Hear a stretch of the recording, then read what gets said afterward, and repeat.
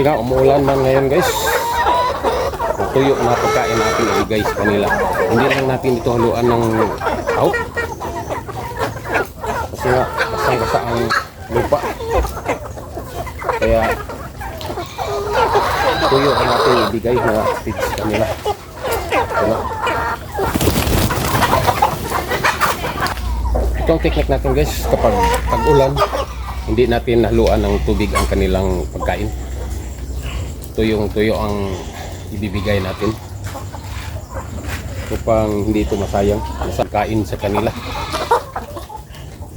Kaya itong tuyo ang ating ibibigay.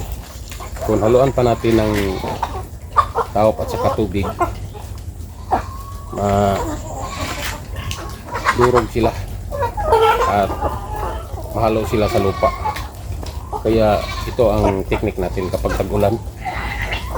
Hindi natin haluan ang kanilang mga pagkain pang hindi ito masayang, hindi madurog sa ang ating mga pagkain sa kanila. Ito madirektang pagkain ito sa kanila sa ilang lalamunan kapag tuyo ang ating ibibigay kapag sa ganitong panahon. Ito siya guys, ang tirada natin sa pag bigay natin ng pagkain ng ating mga alaga. Kailangan na hindi masayang kasi nga masyado namang mahal ang pinakakain natin sa kanila.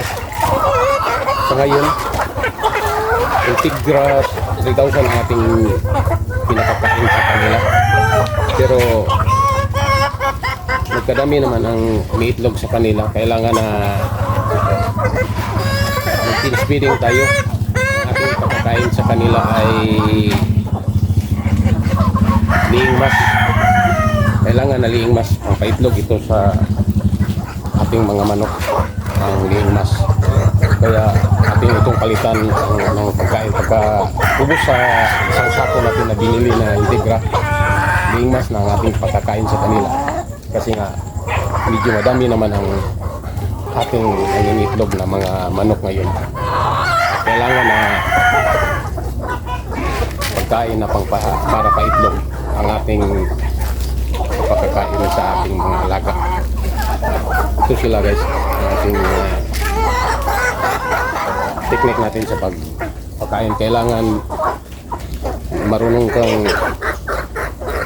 magbigay ng pagkain sa kanila kung ano ang dapat sa kanilang pagkain.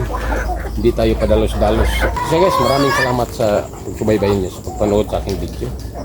Sana ma-follow ninyo, like and share akong aking Facebook page. Maraming salamat.